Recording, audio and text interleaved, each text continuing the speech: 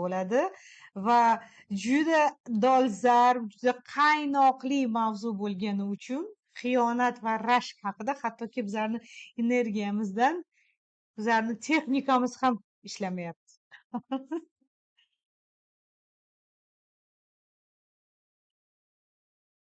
Bugungi efirda ko'proq sizlarni savol javoblaringga urg'u bermoqchiman.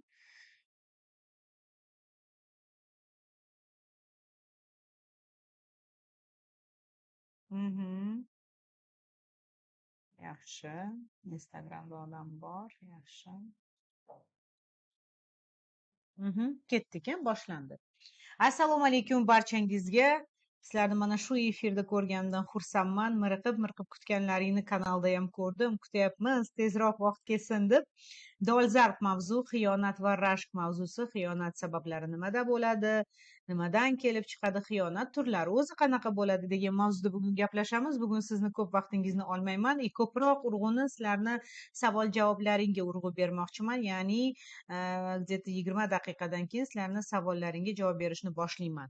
Bugungi efirimiz, eslatib o'taman, ProKex kursining qoshida bo'lyapti va bu prezentatsiya efiri, ya'ni sizlar bilan suhbat qilib bo'lganimdan keyin kursimni prezentatsiyasini qilaman, chunki yaqin orada mani ProKex kursim boshlanadi. Eng yaxshi ko'rgan, eng sevgan ProKex kursim va shu ProKexni boshlashdan oldin avvalambor sizlarga ham manfaatli bo'lsin, foydali bo'lsin deb mana shu efirimizni bugun yakunlayapmiz. Bu yilgi bu oxirgi jonli efir bo'ladi. Shunday ekan, barchangizga kim mana shu efirda o'tirayotgan bo'lsa minnatdorman.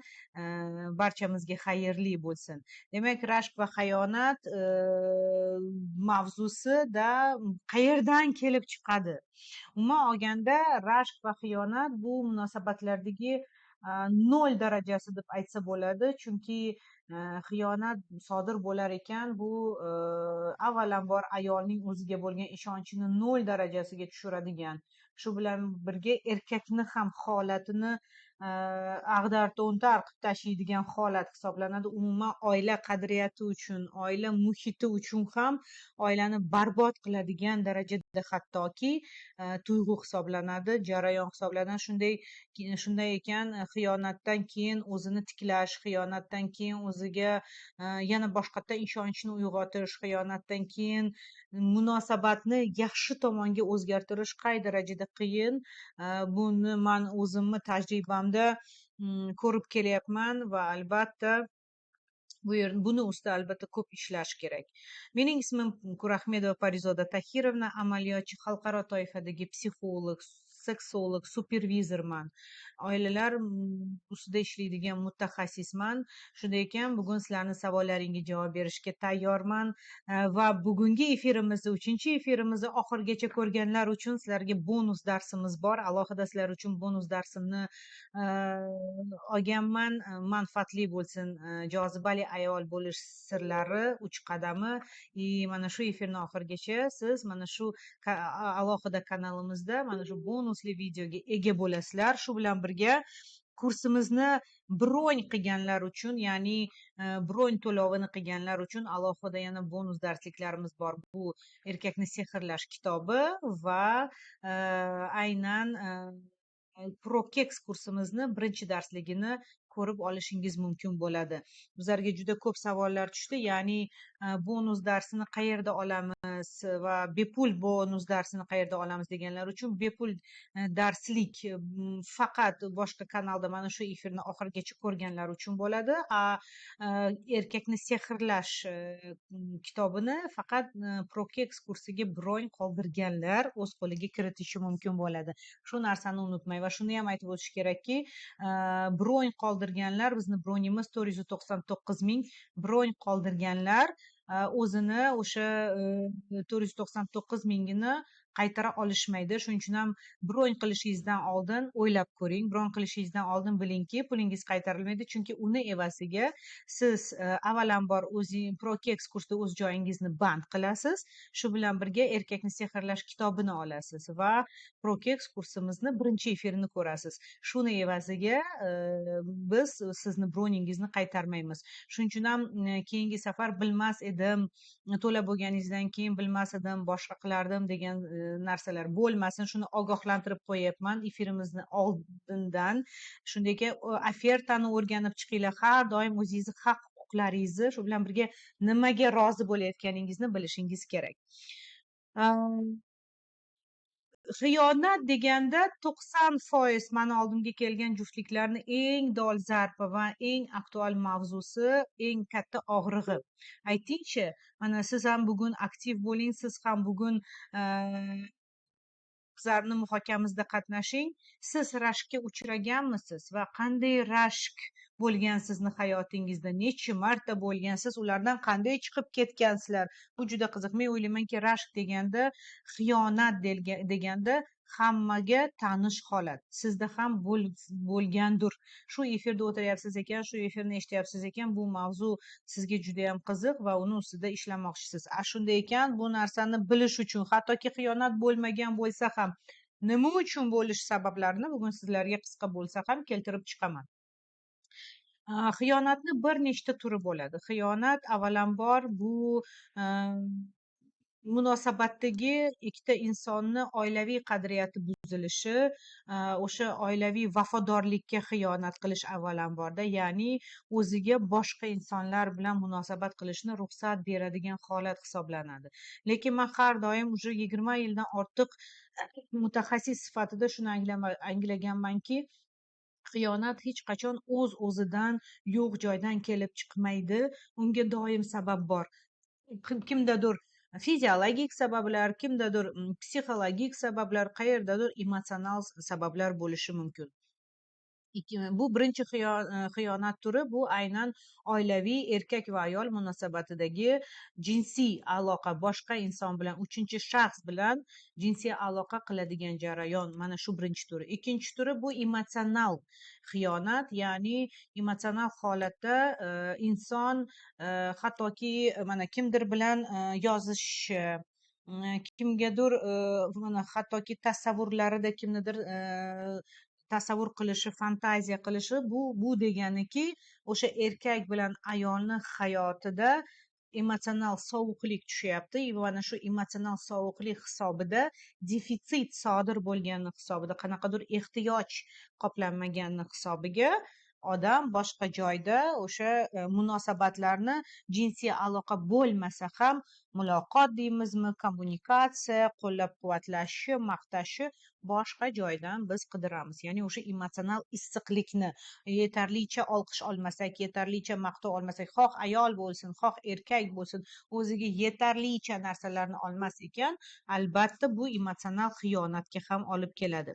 Shu bilan birga emotsional xiyonatdan tashqari o'z-o'ziga, uchinchi xiyonatni uchinchi turi bu o'z-o'ziga xiyonat qilish. Qachonki inson o'zini xohish istaklariga, o'zini qaysidir prinsiplariga, o'zini qadriyatlariga xiyonat qiladigan bo'lsa, o'zini eshitmaydigan bo'lsa va birovlarni o'zini qurbon qilib, birovlarga qulay bo'lsin deb o'zidan kechar ekan, bu ham xiyonat turi hisoblanadi.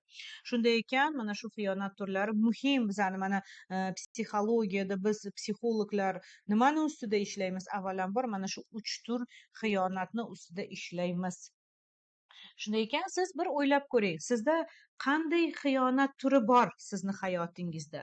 Siz o'zingizga xiyonat qilganmisiz yoki sizga xiyonat qilishganmi? O'sha sizga xiyonat qilayotgan paytda bu emotsional xiyonat bo'lganmi yoki aynan jinsiy xiyonat bo'lganmi? Chunki buni farqiga ham borish. Ko'p holatlarda mana biz xiyonat bilan ishlayotganda ayollarni ko'p shikoyati, hattoki mana erim kimdir bilan yozishdi, men buni ko'rib qoldim. Shuni ham aytib qo'yish kerakki, har doim har bitta ayol bora bir kun kelar, uni xuddiki Alloh meni ko'nglimga soldi, baribir Alloh meni ko'zimni ochdi deganda o'sha xiyonatni baribir ko'raman. Yillar mobaynida buni erim yashirib kelgan bo'lsa ham men uni yo'q joydan topib oldim deydi.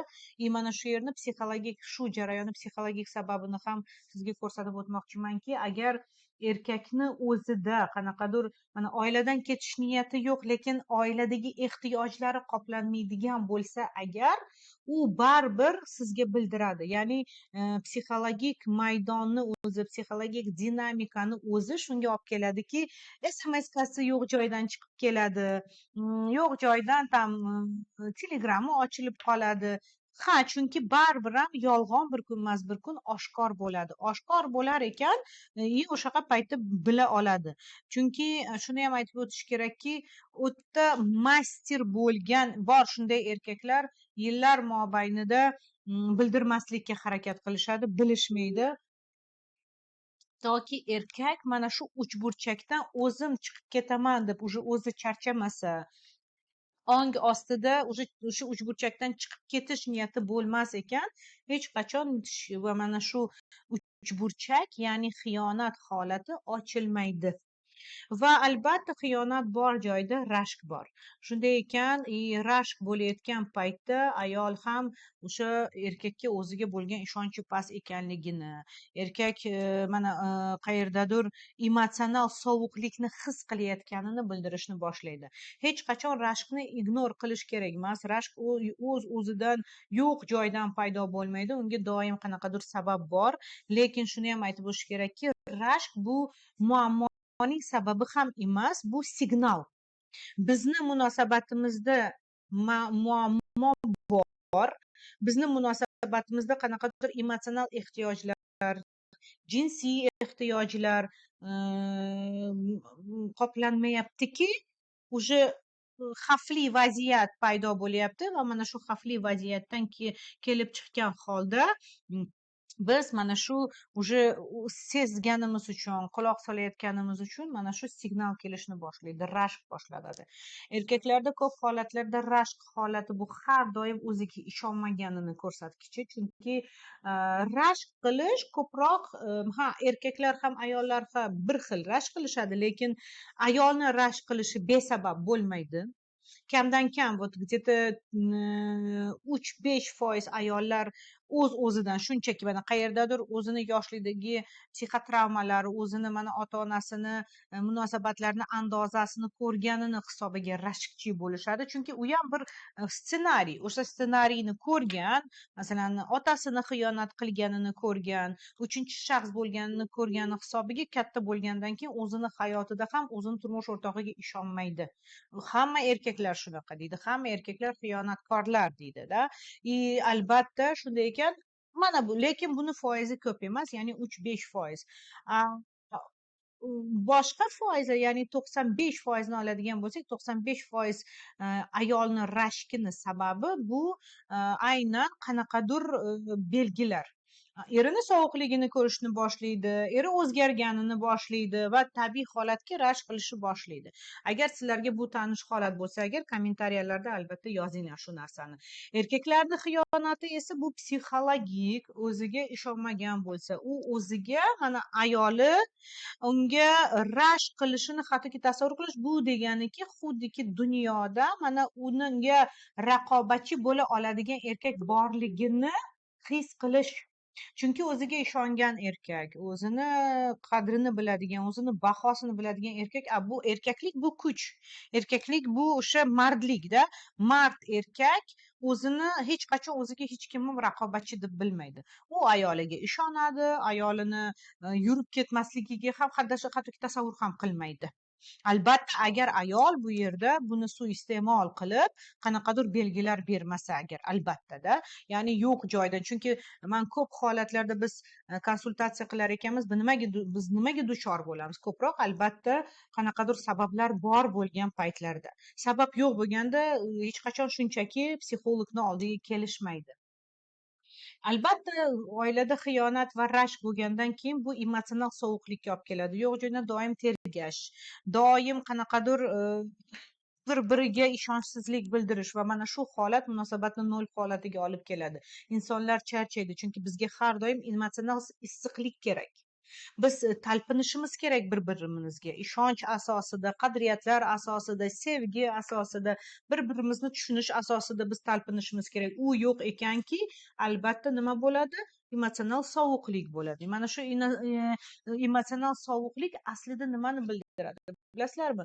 Munosabatlar hech qachon bir kunda o'lmaydi. to'planib unga qanaqadir sabab bo'lib 1 marta 2 marta 3 marta mana o'sha ko'zachangiz to'lib borgan paytda bittada уже все emotsional sovuqlik paydo bo'ladi va mana shu уже munosabatlarni kunma kun yig'ilib kelgan ehtiyojlarni qoplanmayotgani hisobiga mana shu sovuqlik paydo bo'lishni boshlaydi. Aytaylik, jinsiy tomonda oladigan bo'lsak, erkak ayolidan yetarlicha to'shakda o'sha ehtiyojlarni qoniqmayotganini olsa, masalan aytaylik, erkak jinsiy konstitutsiyasi baland, u ayolini har xil pozalarda istaydi, har xil bo'lishini istaydi. Masalan, menga har kuni har xil xabarlar keladi. Yaqinda ham bitta xabarni eshitib qoldim. Masalan, menga SMS jo'natishgan edi, savol berib, men har kun jinsiy aloqa xohlayman, lekin meni turmush o'rtog'im, ya'ni meni ayolim har kuni istamaydi, haftada 1 marta bo'lishni istaydi. Albatta, men psixolog, seksolog uchun bu jinsiy konstitutsiyani har xilligini hisobiga, ya'ni erkakka har kun kerak, ayolga esa haftada 1 marta bo'lishi tabiiy, все, unga yetarli. Bu degani ayol aybdor yoki ayol kasal degani emas. Men o'zim Prokex kursida aynan o'sha jinsiy konstitutsiya va libido haqida batafsil tushuntirib berganman va erkak va ayol qanday kelishishi mumkin, jinsiy konstitutsiyasi har xil bo'lsa agar qanday kompromiss topishligi haqida aytib berganman. Chunki bu katta muammo bizda. Men ko'p shunaqa narsalar bilan duchor bo'laman. Bu tabiatdan shunaqa tug'ilgani uchun buni kasallik deb ayta olamizmi? O'tgan safar ham aytdim, masalan aytaylik, kimdir bo'yi baland bo'lib, kimdir bo'yi past bo'lsa, biz nima uchun shunaqa deb aytamiz-ku? Shunaqa. Va jinsiy konstitutsiyada ham tug'ilgan insonlar har xilligi ham xuddi shundan. Biz nega shunaqa degan savol bermaymiz? Bizni ishimiz bu mana shu holatni tan olgan holda uni qayerdadir kompromissga olib kelish. Kompromiss yo'llari juda ko'p bo'ladi. Buni to'g'irlash uchun, masalan, erkakni jinsiy konstitutsiyasi kuchli bo'lsa, u har kuni istasada, ayolda 1 marta bo'lsa, nima qilish kerak? Buning uchun-da. Yana bitta sabablardan biri, bu nafaqat ayollarda, balkim erkaklarni jinsiy konstitutsiyasi past bo'lishi mumkin-da, ayolda esa kuchli. U har doim xohlaydi, har doim o'sha jinsiy aloqani talab qiladi, lekin erkakka bu narsa kerak emas. Va tabiiy holatga ayol nima deb o'ylaydi? Ha, deydi, demak meni xohlamayaptimi, kimdir bor, deydi. Xiyonat demak bor deb o'ylaydi, uchinchi shaxs bor. Va tabiiy holatki bu yerda rashk qilishni boshlaydi. Tergaydi, doimiy ravishda telefon qiladi, ishonmaydi, qanaqadir narsalar titkilashni boshlaydi, chegaralarni buzib telefonini titkilashni boshlaydi. Erkak esa yo'q, u narsa yo'q deydi-da, lekin ayol ishonmaydi. Chunki bu shunchaki jinsiy konstitutsiyani har xilligidan bo'lishi mumkin-da. Va albatta, xoh ayolda bo'lsin, xoh erkakda bo'lsin, o'sha jinsiy konstitutsiyani har xilligidan seksual ehtiyojlari qondirilmasa, albatta xiyonat bo'lishi mumkin-da. Ko'p holatlarda bunday ayolni xiyonat qilishi unchaki oson ham emas, lekin ko'proq bunaqa paytlarda erkaklarning shikoyati bo'ladi. Ya'ni men xotinimdan ola olmayotgan narsani уже tashqaridan qidiraman deydi, ya'ni o'sha boshqa ayollar bilan o'sha narsani olgisi keladi deb. Va shunda sizga savol, bu qancha, bu to'g'rimi yoki yo'qmi? Nima deb o'ylaysiz? Ya'ni agar erkak kishi faqat xohlasada, ayol bu ehtiyojni bera olmasa, ayolni ham ayblash qiyin-da, chunki u xohlamayapti. Bu to'g'rimi yoki yo'qmi? Ya'ni erkak aytadi, talab qiladi, davay deydi, men xohlaman deydi, ayol esa yo'q. U o'zini ham majbur qila olmaydi, lekin aynan shu joyini ham aytib o'tish kerakki, o'zini majburlashi, qayerdadir o'zini tanasini xohlamaganda ham shu narsaga erimni faqat ehtiyojini qoplasam bo'ldi deb o'zi rohatlanmaydigan bo'lsa, bu ham ayolni asabiga olib keladi va xuddiki ayol o'ziga o'zi xiyonat qilgandek tuyuladi. Ya'ni u xohlamasa, boshqalar uchun qulay bo'lishi uchun ishlab berishni boshlaydi va bora bu munosabatga nafratni olib keladi. Bora chunki ayol qoniqmayapti, xuddiki o'zini xiyonat qilgandan o'zidan nafratlanishni boshlaydi. Bunday paytlarda nima qilish kerak? Albatta, bunday paytlarda ehtiyoj qancha nimadan bo'layotgani, ya'ni ayol xohlamayotgani haqiqatan ham bu uning jinsiy konstitutsiyasimi yoki shunchaki eridan yaxshi gap eshitmagani uchun, qo'llab-quvvatlashni eshitmagani uchun, sovg'alar, hech narsa olmagani uchun, ya'ni o'sha emotsional issiqlik bo'lmagani uchun eri bilan yotgisi kelmaydi. Mana shu sabablarni biz psixolog sifatida yechimini topamiz. Baland judayam. Mana shuni hisobiga biz o'rganib chiqamiz. Psixologlarni ham ishi shunda. Men o'zimni Prokex kursida ham shuni sabablarini keltirganman. Shuning uchun ham doim mana shu kursda o'qinglar deb tavsiya qilaman. Shunday ekan, bu birda, ya'ni erkakni jismoniy, ya'ni seksual jinsiy aloqada xohishlari qoniqtirilmasa agar xiyonat sababi bo'lishi mumkin. Agar biz xiyonat sabablari haqida aytadigan bo'lsak-da, ikkinchi xiyonat sabablari bu shunchaki yo erkakni yo ayolni qanaqadir psixologik travmalari, jinsiy buzilishlarga olib keladigan psixotravmalar. Aytaylik, erkak kishini o'ziga bo'lgan bahosi past bo'lsa, u qachonlardir onasidan tanqid eshitib, umuman ayol zotidanda, aytaylik, nafaqat bu yerda ona haqida, faqat ona haqida gapiryapmiz demaylik, ya'ni umuman olganda qaysidir ayoldan qachonlardir tanqid eshitgan bo'lsa, qachonlardir qaysidir ayol sinfdoshi, qiz bola sinfdoshi yoki opasi yoki o'sha uydagi a'zolari, o'sha onasi degandek kamsitgan bo'lsa, uni jerkib tashlagan bo'lsa, o'sha erkaklik bahosi tushib ketgan bo'ladi va u xuddiki mana ham o'zidan nafratdan o'sadi, ham ayol zotidan nafratda o'sishni boshlaydi va bu narsa albatta bora bora katta bo'lgandan keyin u nima qilish, mana ancha muncha o'ziga ishonib уже kuchli erkak bo'lganidan keyin u har safar ayollarni jazolash uchun, ayollardan o'ch olish uchun, ayollarni oyoq osti qilish uchun o'sha fohisha ayollar bilan qayerdadir o'sha yoki pulini to'lab o'sha narsani qilishni boshlaydi. Ming uni xotini yaxshi bo'lsin, jozibali bo'lsin, go'zal bo'lsin, qanaqa bo'lishidan qat'iy nazar ayoli yaxshi bo'lsa ham u xiyonat qilishni boshlaydi. Chunki men shunaqa ayollarni juda ko'p shunaqa vaziyatlarni ko'rganman. Farizod opam, man har tomonlama erimga yaxshi bo'lishga harakat qilaman. Doimiy ravishda u istagan paytda jinsiy aloqa ham bo'ladi. Bizda hammasi yaxshi deydi va haqiqatan ham u ayolni ko'rsangiz hech qachon unga xiyonat qilish mumkinligini ham o'ylamaysiz. Kuklaga o'xshab chiroylikgina o'ziga qaragan, yaxshi hid keladigan, ham uyda ozoda, ham uyda hamma narsani eplaydigan bo'ladi-da, mana shunaqa payt shu ayolga ham xiyonat bo'ladi. Man har doim shunaqa paytlarda o'zim uchun aslida xiyonatni sababi balkim o'sha erkakni psixotravmasida, o'sha o'ch olayotgandek o'zi ham bilmaydi. Chunki bunday erkaklarda xiyonat sababi nimada deb so'raganingizda o'zi ham bilmayman deydi. Men o'zim bilan hech narsa qila olmayman. Mana shu doimiy ravishda menga shunaqa bo'ladi deb aytadi-da. Ya'ni o'zim bilmagan xotinimni yaxshi ko'raman. Xotinimni ajrashgim kelmaydi, xotinimda hammasi zo'r, lekin shunaqa vaziyat, men o'zimni boshqara olmay qolaman deyishadi-da. Bunda nima qilish kerak? Qayerdan kelib chiqadi? Qanday komplekslar bular? O'zimni Prokex kursida o'sha sabablarini, o'sha komplekslarni ko'rsatib chiqqanman. Shunday ekan, yana bu o'sha psixotravmalar asosida bo'ladigan xiyonatlar. Keyingi xiyonatlar turi bu qachonki emotsional sovuqlik bo'lsa. Mana bularda jinsiy konstitutsiya bir-biriga to'g'ri kelyapti. Hammasi yaxshi, pul bor, uy-joy bor, hammasi, lekin emotsional yaqinlik yo'q. Ya'ni emotsional yaqinlikka nima kiradi? Muhabbat tillari kiradi. Muhabbat tillari haqida ham juda ko'p aytib o'tganman, o'zingiz ham bilsangiz kerak.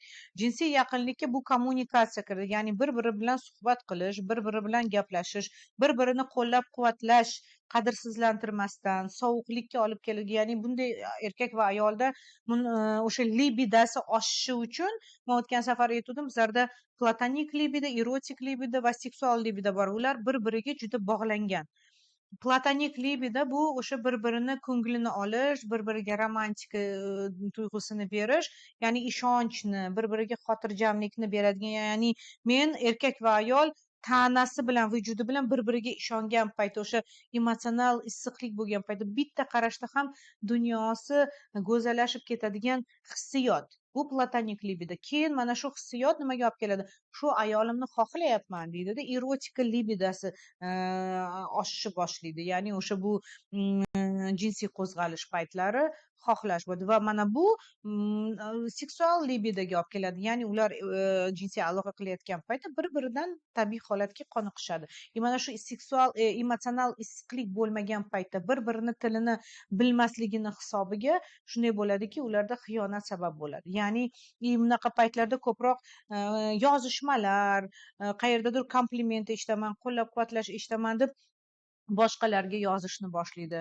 Chunki erkakka ham ayolga ham har doim qo'llab-quvvatlanish lozim. Ko'p mana ayollarni shikoyati ham qizlar shunday bo'ladi. O'ylaymanki, ko'plaringizga bu tanish holat. Ya'ni menga yaxshi so'zlarni aytmaydi, boshqalarga aytadi. Men har doim aytaman, bu yerda ham o'ziga yarasha sabablari bor. Mana ko'p holatlarda nima uchun erkaklar ayollarga o'zini ayoliga chiroyli so'zlarni aytmasdan, o'zini ayoliga investitsiya qilmasa, boshqa ayollar bilan yurishni boshlaydi. Agar erkakni uyida qanaqadir ayoli uni kamchiligini biladigan bo'lsa, to'shakdagi kamchiliklarni mana vaqtida turmadi, zaif bo'ldi, boshqasi bo'lsa agar aytaylik o'sha kelin, o'sha ayol uni uyda ota-onasi tomonidan kamsitilganini ko'rsa, ota-onasidan separatsiya bo'lmaganini ko'rsa, mana katta erkak, xotini bor, bolalari bor, lekin haligacha ota-onasi uni tanqid qiladi, jerkib tashlaydi, bosim o'tkazadi. Bunday erkaklar mana shu emotsional holatni boshqa joyga chiqishini tashqarida kutadi. Chunki o'zini ayoli bilan qila olmaydi. O'zini ayoli bilan qilsa, ayoli uni allaqachon так. Камил, попроси, пожалуйста, охрану, чтобы Ясмину пропустили. Ее, оказывается, не пускают. Скажи, пожалуйста, ладно? Вот. И shunday ekan, shunaqa paytda u o'zini ayolida allaqachon uni ko'zida, rahmat jonim, uni ko'zida qadrsizlanib bo'lganda, boshqalar ayollarni oldida u ayollar uni ichki dunyosini bilmaydi, oiladagi sharoitini bilmaydi. Bunday ayollar uni qahramondek ko'radi. Lekin har bitta erkakka qahramon bo'lish juda muhim. Shunday ekan, shuning uchun ham bu ham xiyonat sababi bo'lishi mumkin. Tushunyapsizmi? Eng achinarlisi shundaki, bunday oilalarda ayol aybdor emas. U maksimalni harakat qiladi, shuni o'zidan qidiradi o'sha aybni. Ya'ni men nima qildim? Men shu yerda aytamanki, siz emas u yerda aybdor. Ya'ni oilasini muhiti ham shunday bo'lib qoladi. Chunki har bitta xiyonatni qizlar oqibati borda. Ya'ni ota-onasidan olqish olmagani, ayolidan olqish olmagani, psixotravmalari va hokazo. Shuning uchun ham siz xiyonat haqida o'zingiz aytar ekansiz, o'zingiz o'sha analiz qilar ekansiz. Men sizga sabablarni keltiryapman. Siz ham darrov voy shunday ekan, men yomonman yoki meni erim yomon demasdan uni sababini o'rganib chiqishga harakat qilinglar. Bugungi kunda YouTube'da efirlar ko'p, har xil kitoblar bor, ilm oling. Bilimsizlikda eng katta aybda, bilmaganimizda biz emotsiyalarimizga sho'ng'ib ketamiz, emotsiyalarimizda yashaymiz va salbiy emotsiyalarda albatta-da, va bu narsa bizni qiynaydi, bizni baxtsiz qiladi. Qachonki siz bo'ldi, men buni sababini o'rganib chiqaman, men buni sababini bilishga harakat qilaman deganda, albatta javobi ham keladi. Hech qachon bittada mana xiyonat bo'ldimi, rashk qilyapsizmi, voy dod qilmang. Izlaning, izlanishga harakat qiling, ildizini topishga harakat qiling. O'zingizni qo'lingizdan kelmasa, mutaxassislarga boring. Mutaxassislarga qurbingiz yetmasa, kurslarda o'qing. Chunki kurslarni umuman olganda konsultatsiyalardan farqi ham shundaki, konsultatsiya bu zo'r. Albatta, yuzma-yuz ishlaysiz. Siringiz saqlanadi. Siz o'zingizni og'riqlaringizni aytasiz, og'riqlaringizga javob olasiz. Konsultatsiya bu boshqa jarayon, bu must have. No, hammani ham qurbi yetmaydi. Chunki terapiyada, konsultatsiyalarda bitta konsultatsiya kamida 3 ta 4 ta konsultatsiya bo'lishi kerak. Bunaqa paytlarda albatta kurslarni esa farqi shundaki, kurslar mana shu sizni muammongizda ochib beradi. Siz anglaysiz, o'zingiz izlaganingiz hisobiga izlangandan keyin javobi ham keladi, insaytlar keladi. Siz bitta aytaylik kurs konsultatsiyani narxida ko'p narsaga ega bo'lasiz. Ya'ni ko'p darsliklar sizga o'sha zanjir kabi bitta muammodan ikkinchisiga, ikkinchi muammodan uchinchisiga ko'rsatib ochib beradigan bir qo'llanma hisoblanadi. Shuning uchun ham agar undan ko'ra tam kurs bilan konsultatsiyani farqi nimada, undan ko'ra bunga bitta konsultatsiyaga borib kelganim desangiz agar, lekin doim ham siz bitta agar sizni muammongiz chuqur bo'lsa, siz bitta konsultatsiyadan natija ololmaysiz. Konsultatsiya bu terapiya bo'lishi kerak. Особенно o'sha xiyonatlarni sababida, rashklarni sababida chuqur psixologik muammolar, chuqur psixotravmalar yotadigan bo'lsa agarda, endi biz agar munosabatlarga o'sha xiyonatni va rashkni ta'sirini ko'rsatadigan bo'lsak, ya'ni uni tseppochkasini ko'rsatadigan bo'lsak, avvalambor o'zingizga anglang shu narsani. Emotsional sovuqlik, ya'ni kommunikatsiyani yo'qligi, muloqotni yo'qligi, bir-biringizni tilingizni bilmaganini hisobiga, bir-biringizni tushunmaganingizni hisobiga qo'llab-quvvatlash, o'sha quchoqlashlar, bir-birini maqtash, chiroyli so'zlarni aytish, bir-biriga o'sha holatni, sevgili, sevimli bo'lish holatini bermas ekansiz, bu nimaga olib keladi? So'zsizlikka olib keladi. Ya'ni siz bir-biringizga hech narsa degingiz kelmaydi. Sovuqlashadi munosabatingiz, bo'ldi. Va bu muloqot yo'qligi nimaga olib keladi? Sovuqlikka olib keladi. Sovuqlikka нет, это не так. Biz kech boshladik, 10da boshladik. Вот. Shunday ekan, biz mana shu sovuqlik nimaga olib keladi? Da, kerak emas, istagim yo'q deydi. Va albatta уже mana bilan xotin gaplashmayaptimi bir-biri bilan, muloqot yo'q, bir-birini tushunmaydi va bu nimaga olib keladi? Albatta o'sha sovuqlik gumonga olib keladi. Ha, demak meni sevmaydi. Ha, demak men kerak emasman. Ha, demak menda shunaqa degan tushunchaga olib keladi va albatta bu rashkka olib keladi. Va rashk bora-bora har faqat terga urib, izlab, kovlab o'tirgancha bu portlashga olib keladi. A portlash bu xiyonat ko'p holatlarda. Chunki emotsiya qayergadir chiqib ketishi kerak. Shunday ekan, janjal qilmasdan, o'zida ayb qidirmasdan, o'zi nima bo'ldi ekan demasdan ko'proq maksimal ildizini topishga harakat qiling. Ya'ni eringizni tilini toping, muloqot qilishni o'rganing, o'zingizni ham hissiyotlaringizni eringizga yetkazishni o'rganing. Ya'ni rashkingizni sabab, agar siz rashk qiladigan bo'lsangiz, o'sha sababini ham ko'rsata olingda. Mana faqat rashk qilib emas, balkim men sizni yo'qotishdan qo'rqayotganim uchun ham shunday reaksiya bildiryapman.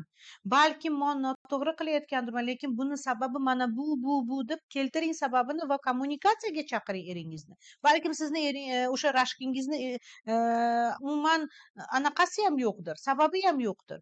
Yemagan somsamga nimaga to'lashim kerak deydi ko'p holatlarda erkaklar. Shunday ekan, siz ko'proq o'sha munosabatni yaqin, o'sha issiqroq qilishga, kommunikatsiyani hayotingizga prям kirgizinglar. Men har doim aytaman, munosabatlarda muloqot birinchi o'rinda turadi. Kommunikatsiya avvalambor, ya'ni doimiy ravishda gaplashib olish. Nima uchun shunaqa bo'lyapti? Ya'ni o'sha emotsional yaqinlikni, emotsional issiqlikni qaytarish. Mana sizni o'sha munosabatingizda noldan chiqaradigan narsa bu emotsional yaqinlikni qaytarish. Gaplashish, bir-biri bilan suhbatlashish, birga yotganda quchoqlashish, massajlar qilish bir-biringizga, chiroyli so'zlarni aytish. Mana чтобы mana kelayotgan erkak siz bilan yoningizda siz o'zini xotirjam his qilsin. Sizga o'zingiz ham xotirjam his qilish uchun sizga nima kerak? O'sha ehtiyojlaringizni bilishni harakat qiling. Chunki emotsional yaqinlik bu o'sha oilangizni himoyasini devori hisoblanadi. Bu tasavvur qiling, fundamentda devorlar. Bu oilangizni saqlab qoladigan, xiyonatlardan, rashklardan saqlab qoladigan bu devor hisoblanadi. Shunday ekan, urg'uni shunga beringlarda. Chunki erkakka sizni ishonchingiz, uni o'sha qahramon ekanligini qabul qilishingiz shu kerak. Erkak doim qahramon bo'lib turishi kerak. Ayolga esa nima kerak? Ayolga ko'p narsa kerak emas. Ayolga bu e'tibor, hissiy javob. Ya'ni o'sha hissiy javobni olish uchun sizga nima kerak ekanligini to'g'ridan to'g'ri eringizga shu narsani aytingda. Ya'ni bu narsa juda muhim. Menga sizdan mana shunaqa narsalar kerak, mana shunaqa so'zlar kerak. Xuddi mana daftarga qanday yozadigan bo'lsangiz, shularni yozib chiqing. Shunday ekan, mana shunaqa sizga qisqa qilib bugun mana shu temani ochdim. Albatta xiyonat haqida juda ko'p gapirsa bo'ladi. xiyonat haqida tinmay juda ko'p umuman bir necha soat gapirsa bo'ladida. Eng muhimi mana shu emotsional yaqinlikda shuni ham aytib o'tish kerakki, chegarangizni ham belgilang. Chegara qayerda buzilyapti, chegara qanday himoyalanyapti. Men chegaralar haqida o'tgan safar ham aytganman. Shunday ekan, xiyonat rashkingizda chegaralar buzilayotganini ham kuzating. Hozir esa savol javob qilmoqchiman. Kamil, telefonni berasiz menga savol javob berish uchun. Qanday savollar kelyaptiki, 4 ta 5 ta savolga javob beraman va albatta o'sha kursni prezentatsiyasiga o'taman. Kelinglar, javob berishdan oldin tak. Rahmat opa, aybdor emas ekanman. Oila muhiti shunday ekan. Erim doim ota-onalari tomonidan tan olishni xohlaydilar, katta farzand bo'lganlar uchun. Mana уже siz mana shu efirdan xayrli bo'lsin. Men har doim xursand bo'laman. Ya'ni shu efirdan уже siz o'zingizga foyda olib bo'ldingiz. Bo'ldi. Siz mana shu bekordan ham mana shu yerga shu efirga kelmabsiz. Demak, men ham bugun o'zimni missiyamni allaqachon bajarib bo'ldim. Bitta insonni savoliga javob bergan bo'lsam, juda katta ish qildim deb o'ylayman. Ya'ni o'zimni va'damni ustida chiqib bo'ldim. Mana bu men uchun juda katta natija hisoblanadi. Rahmat. Mana shu efirda qatnashib, mana va o'zingizni insaytingiz bilan bo'lishganingiz uchun kattakon rahmat deyman. Gulzodachiqam, rahmat sizga. Svязь yaxshi emas. Assalomu alaykum. Meni erim o'z-o'zidan emas, atrofdagi do'stlari bilan toqqa ketganda xiyonat bo'ladi. Boshqa hammasi yaxshi. Shu uchun ham esimdan chiqara olmayapman. Endi qarangda, ko'p holatlarda xiyonatni shunaqa tomoni ham borki, ichib olgandan keyin, o'zini boshqara olmaydigandan keyin xiyonat bo'ladi va albatta ham atrof muhitni ta'siri aytganimdek. Lekin o'sha atrof muhitni ham ta'siri bu erkakning mas'uliyati. Shunchaki toqqa chiqqandan keyin uni ham ehtiyoji borki, shu narsani qiladi. Bilib turib ham, mana shu narsani bilib turib ham toqqa ketadi. Ya'ni biladi, hozir men o'sha erim bilan o'rtoqlarim bilan ketadigan bo'lsam, mazza qilaman-da. Men shunaqa paytlarda har doim aytaman, bu mexanik seks, mexanik rashk, xiyonat-da. No ko'p holatlarda aynan seksual ehtiyojlar qoplanmagan hisobiga erkaklar mana shunaqa fohisha ayollar bilan, yengiltak ayollar bilan tog'da, bog'da xiyonat qilishadi. Sizga tavsiyam aynan seksual aloqani qaytarishga harakat qiling. Seksual ehtiyojlarini eslang. И, конечно же, да, kechirish qiyin, da, sizga qiyin. Lekin gap bilasizmi, kechirishda bilasizmi, har faqat uni yuziga, betiga solish emas. Chunki har faqat uni betiga solar ekansiz, u ayollarni xuddiki o'zingiz bilan teng qilib qo'yapsiz. Siz u ayollar bilan teng emassiz. U ayollarning ishi shunaqa. Siz allaqachon uni malikasisiz, malikasi bo'lib turib, chunki erkak ayolini sevib turib ham xiyonat qilishi mumkin. Afsuski shunday. Faqat bu yerda shunaqa munosabatlarda har doim pastga tushirib janjal bilan emas, balki mana bu pog'onaga eringizni chaqirib, xo'p, okey, davay mana shu oilamizda nima uchun shunaqa vaziyat bo'layotganini sababini ko'rib chiqamiz. Agar bu faqat sizga salbiy tomonlama ta'sir qiladigan o'rtoqlaringiz bo'lsa, balkim siz mana shu o'rtoqlaringizni ko'rib chiqasiz boshqatdan. Chunki qadriyat nimada? Chunki har faqat aytaman-da, iymoni kuchli, qadriyati kuchli, irodasi kuchli bo'lgan erkaklar xiyonat qilmaydi, qizlar. Erkaklar poligam, erkaklar doimiy ravishda, ya'ni ko'p holatlarda xiyonat qilishadi. Chunki psixologik tomondan o'sha erkaklar shunaqa gen berilgan. Qancha urug'ini ko'p sochsa, shuncha o'zini erkakligini isbotlagan bo'ladi. Lekin shuning uchun ham oilaviy institut sodir bo'ldi. Shuning uchun ham oila instituti borki, biz erkak o'zini irodasi orqali, o'zini oilasiga vafodorligi orqali qilmaydi bu ishni. Lekin qachon qilmaydi? Qachonki oilasidagi hamma ehtiyojlari yopilsa, qoniqtirilsa. Shuning uchun ham faqat mana o'rtoqlarim bilan borib, men shunday yaxshiman, menga shunchaki xiyonat qilishyapti degan gap noto'g'ri. Mas'uliyatni olish kerak avvalambor. Oiladagi munosabatlar buzilayotganda ikki tomon mas'uliyatni olish kerak. Men nimani noto'g'ri qilyapman, nimani bera olmayapman, erim nimani ola olmayapti, erkak ham aytishi kerakki, men ayolimda o'zi nimani kutyapman va men shuni ayolimda olishga harakat qilaman degan narsani aytish. Ijodiy guruhga kattakon rahmat. Bizga qolgan yaxshiliklaringizni hech qachon unutmaymiz. Rahmat. Assalomu alaykum. Opajon, iltimos zapis bering. Xo'p. Так, konsultatsiya qancha deb yozibsizlar. Mani konsultatsiyam 60 minut davom etadi. Individual konsultatsiya, bitta individual konsultatsiya 60 minut 2 million turadi. Oilaviy oila bilan ishlash, ya'ni er-xotin 1,5 soat davom etadi. Uni narxi 3 million. Вот, sizga kerak bo'lsa mani yordamchilarimga yozing va konsultatsiyaga yozilishingiz mumkin. Prokex kursini 1,5 millionga taqdim qilganmiz. Shuning uchun ham aytganman, 1,5 million evaziga siz 12 ta dars olasiz, 30 ta gayd olasiz. Qancha layf haklar, o'sha qo'llanmalar olasiz. Shu bilan birga erkaklarni sehrlash kitobini olasiz. 6 ta bonus olasiz.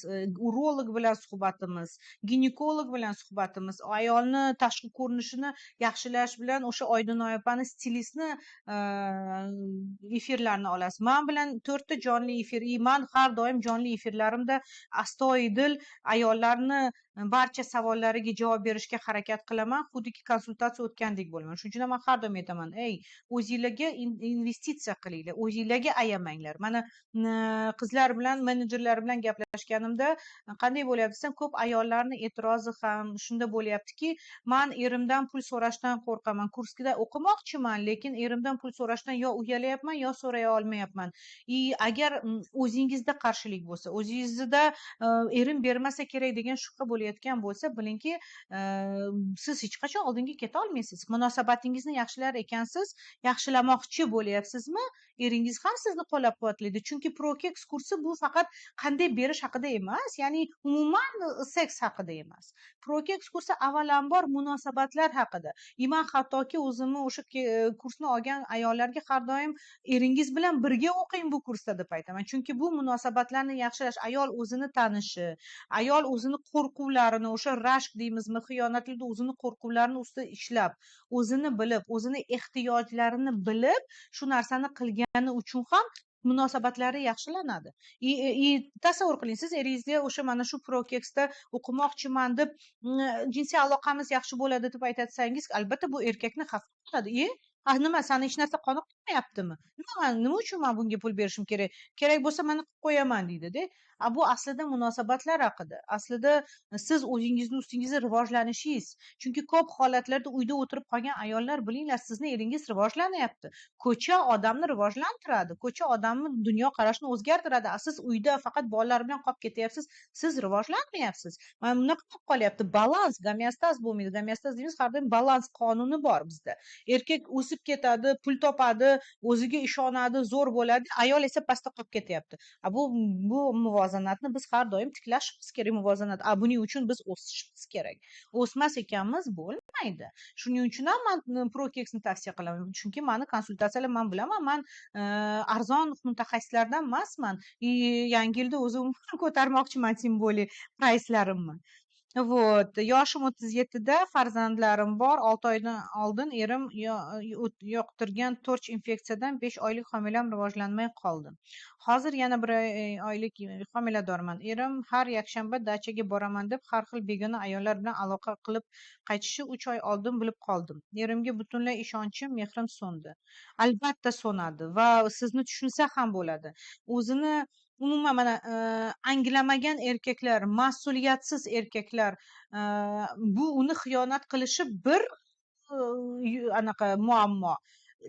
Himoyalanmagan seks qilishi o'zi katta muammo. Bilib turib va sizga doim qoyil qolaman. Shu darajada sizni sog'liq shu darajada o'ziga kerak emasmi deyman-da. O'sha mana o'zini boshqara olmayapti ekan, boshqa hech bo'lmaganda himoyalangan jinsiy aloqa ham bo'lishi kerak-ku. Lekin umuman bu deganiki xiyonat qilish to'g'ri, bu haqda hozir umuman gap ketmayapti. Lekin jabr ko'radigan bu, afsuski, o'sha ayollar, o'sha homila, u ham farzand, ichingizdagi farzand yuqtirgan kasalliklar, bunaqa paytda chidash kerak emas. Bunday ayollarga har doim aytaman, talab qiling. Bilasizmi, bir o'zingiz bu muammodan chiqib keta olmaysiz. Yo mutaxassisga boring, mutaxassisga borishga imkoniyatingiz, qurbingiz bo'lmasa, oila a'zolarini jalb qiling, chunki sizni sog'lig'ingiz. Bugun hozir torch infeksiya haqida gap ketyapti, ertaga spid, vich haqida gap ketadigan bo'lsa-chi? Hozirgi kunda bunaqa narsalar juda ko'p. Sizni eringiz shu darajada mas'uliyatsiz bo'ladigan bo'lsa agar, siz o'zingizni sog'lig'ingizga mas'ul bo'ling. Sizga kerak emas bu infeksiyalar. hozir siz 1,5 oy o'sha homila bo'layotgan bo'lsangiz umuman jinsiy aloqa qilmang toki sizni eringiz davolanmaguncha, toki sizni eringiz borib analiz topshirib mana man top tozaman deb isbotlamaguncha. Chunki bu yerda bunday vaziyatlarda, bunday oilalarga man har doim aytaman, bu o'zingizni sog'ligingizda avvalambor, chunki tirik jon haqida gap ketyapti.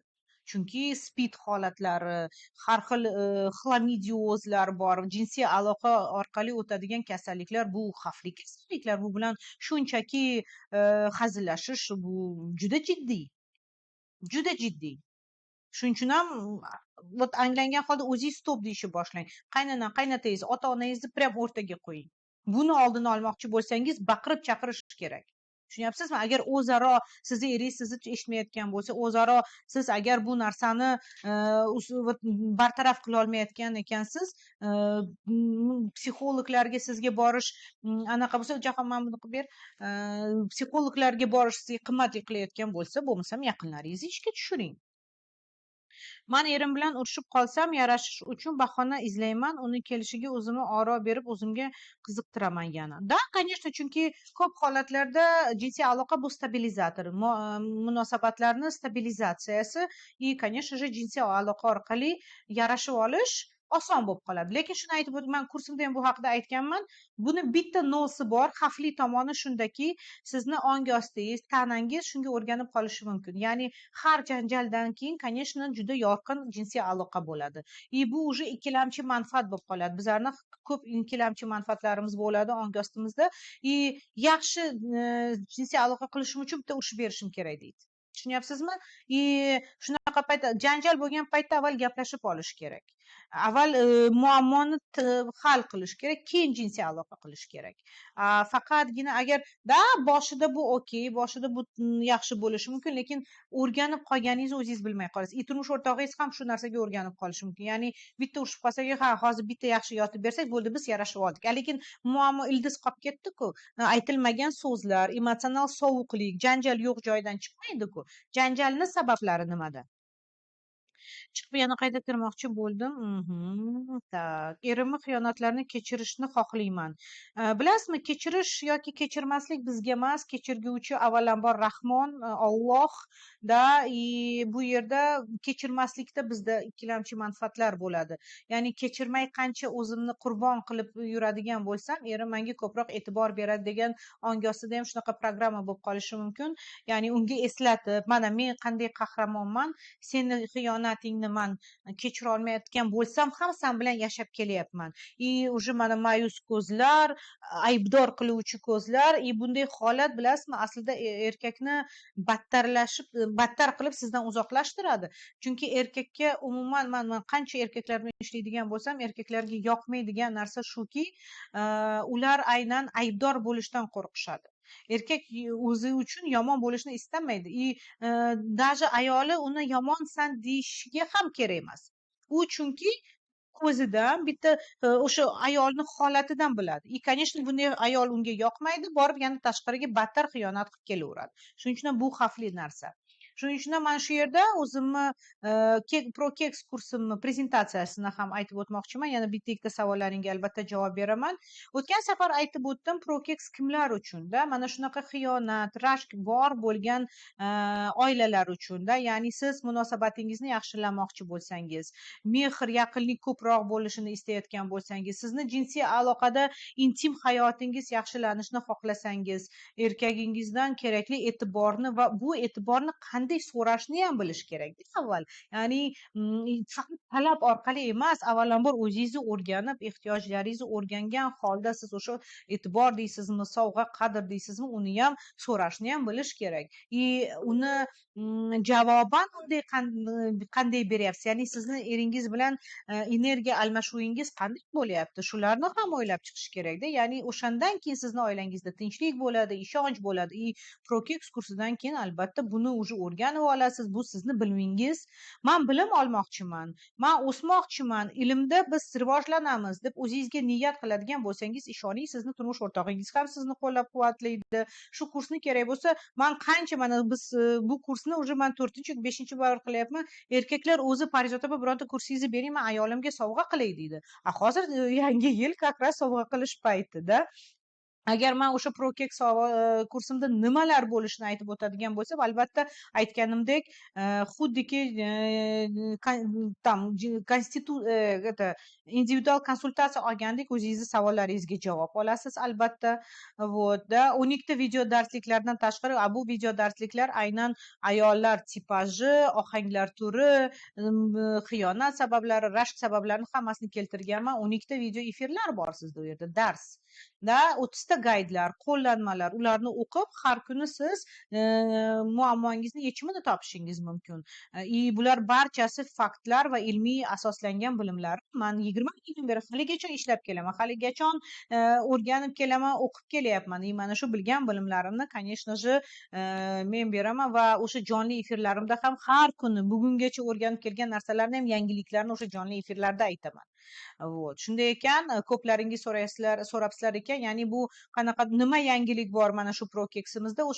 O'sha bizni oldin sotilgan ham ProKeks kursimiz, faqat u mani jonli efirlarim bilan ajralyapti. Ya'ni uni bonus sifatida men yana 4 ta jonli efir berganman, har hafta sizga o'tkazib beraman. Plus 5 ta oldingi savol javobli efirlarimizni ham sizga taqdim etamiz. Men har doim aytaman, biz birovni eshitib ham o'zimizni muammolarimizga javob olishimiz mumkin. Вот, albatta ehtirosli kitoblar, o'sha kinolar beriladi, chunki kino orqali ham ko'p narsani olishimiz mumkin. Eringiz bilan ko'radigan zo'r kinolaringiz borda.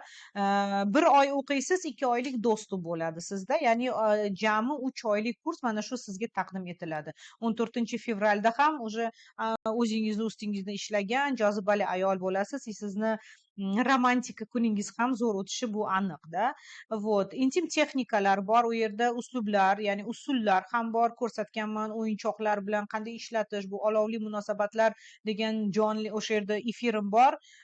Ko'p holatlarda munosabatlar har 4 yillikda zerik bo'ladi. Biz yangilatishimiz kerak va nimalar bilan yangilash kerak munosabatlarni? Albatta har xil narsalar bor. Xiyonat bo'lmasligi uchun, qiziqarli bo'lishi uchun, zerikish bo'lmasligi uchun munosabatlaringizda albatta o'rganish kerak. Mana shunaqa efirlarni men ko'rsatib berganman o'sha yerda. Kuratorlarni biriktirib qo'yaman sizga, aynan organizatsion sizga doimiy ravishda dalda berib turadigan, motivatsiya berib turadigan, savollaringizga javob berib turadigan, ya'ni darsliklar asosida, organizatsion narsalar asosida sizda kuratorlar doim siz bilan birga bo'lishadi. Albatta aytganimdek 6 ta bonusimiz bor u yerda. Savol javobli efirlarimiz bor. Men hurmat qilgan androlog, urolog Akbarshoh Furkatovdan sizlarga o'sha erkaklarni muammosi, jinsiy zaiflik, tez bo'shanish degan o'sha efirlari ham bor. Juda zo'r efir bo'lgan, uni bonus sifatida bergan. Bitta Akbarshohning konsultatsiyasiga ham borib kelish bu pul. Siz to'lagan 1,5 million evaziga siz o'zingizga ko'p savollaringizga erkagingiz ham, ya'ni siz birga o'qiyotgan paytingizda eringiz ham zo'r javob olishi mumkin-da.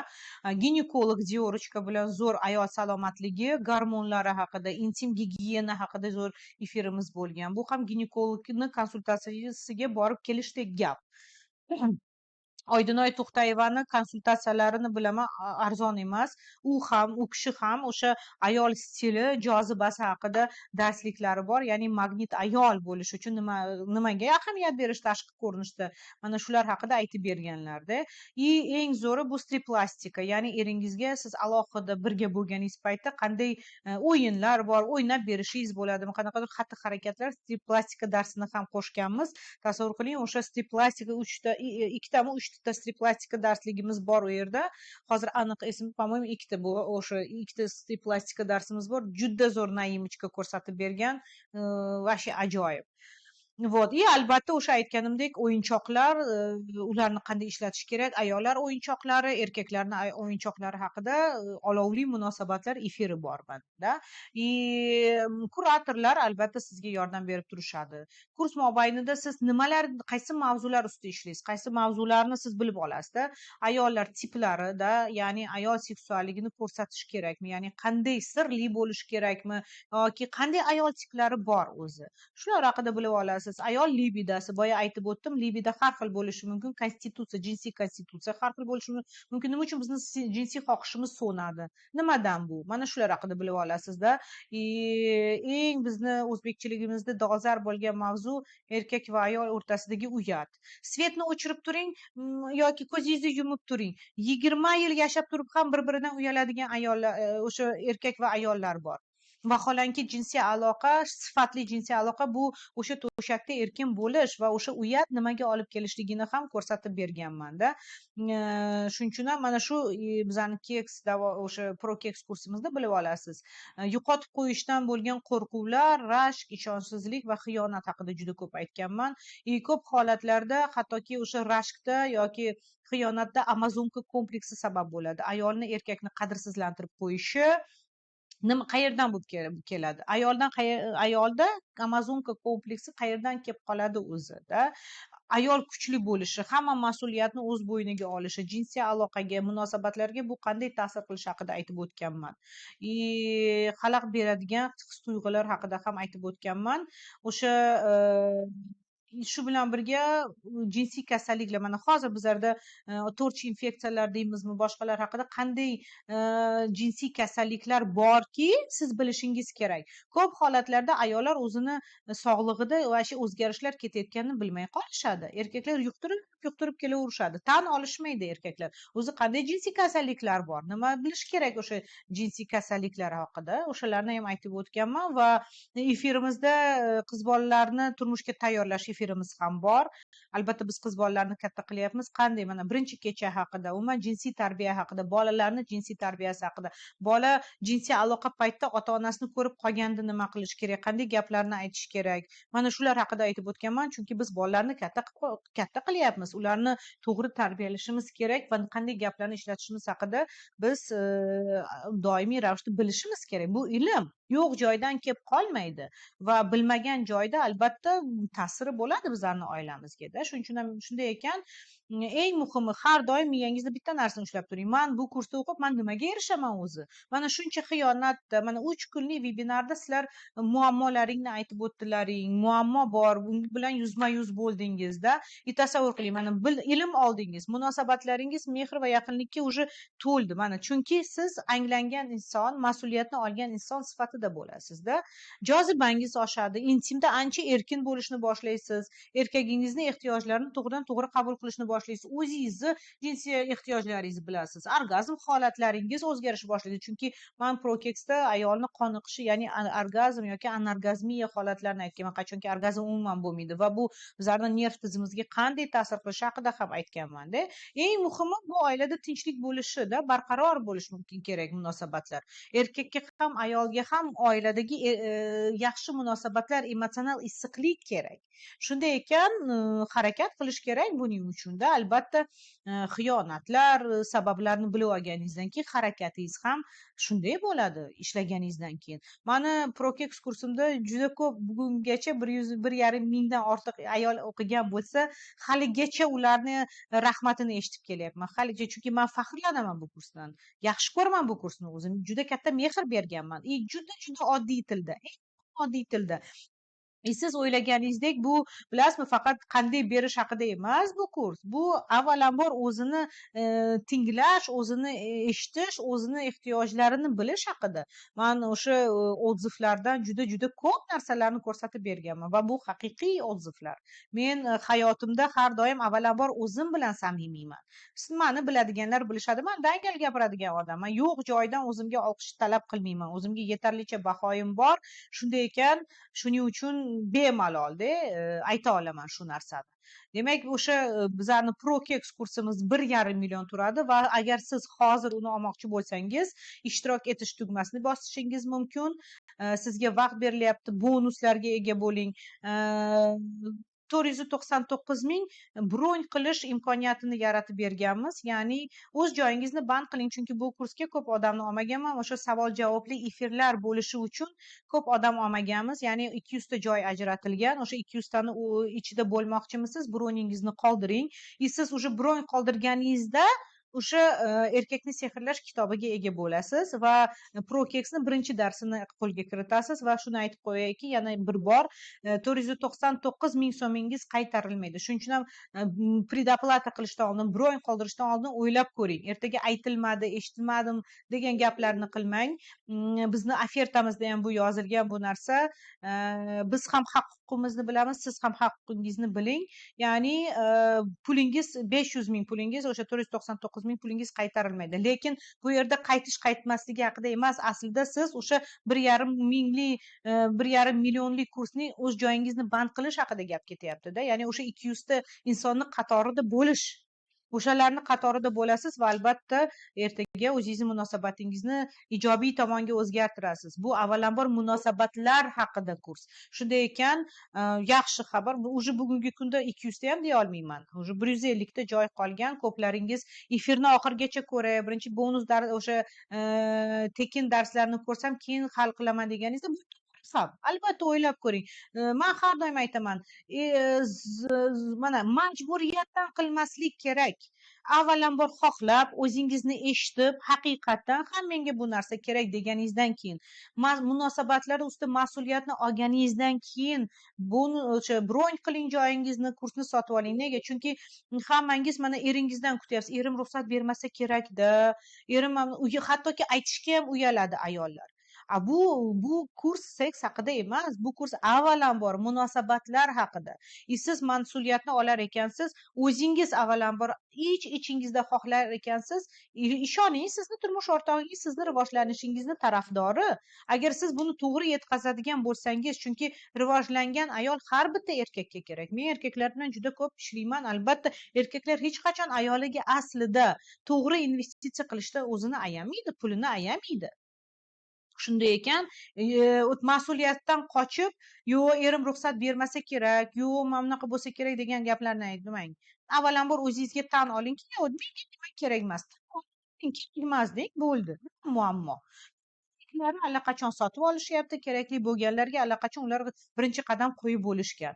Shunday ekan, bugun mana undan oldin ham shunaqa imkoniyat bergan edik. Hozirga ham sizda shunaqa bugun 12 soat 12 gacha o'zingizni joyingizni band qiling, ishtirok etish tugmasini bosing, zayavkangizni qoldiring, ism familiyangizni shunchaki qoldirmang.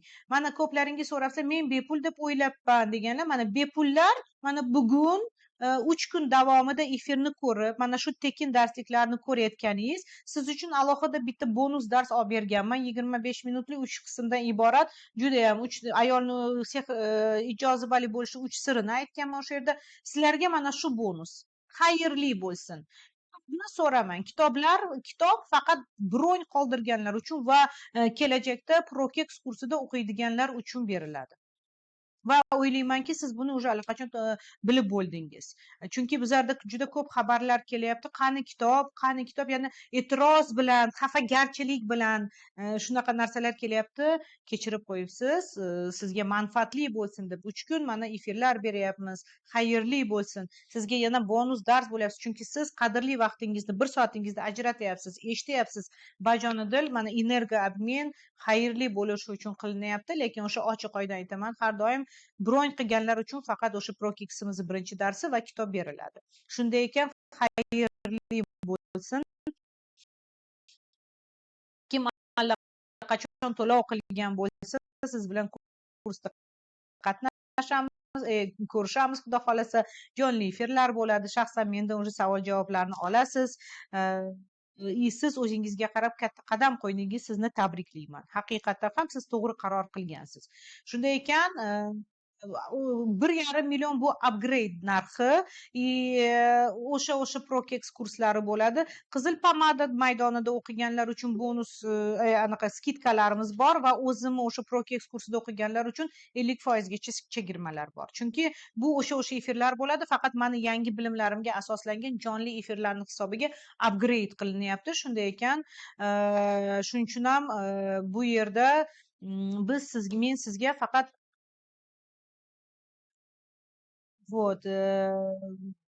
charxib qoldim, uzr so'rayman.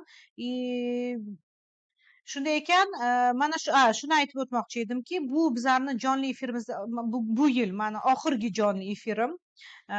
Shuning uchun ham bundan buyog'iga yana bo'ladimi boshqa bo'ladimi bilmayman. И Prokeksni ham o'zi bir yilda bir marta qilaman.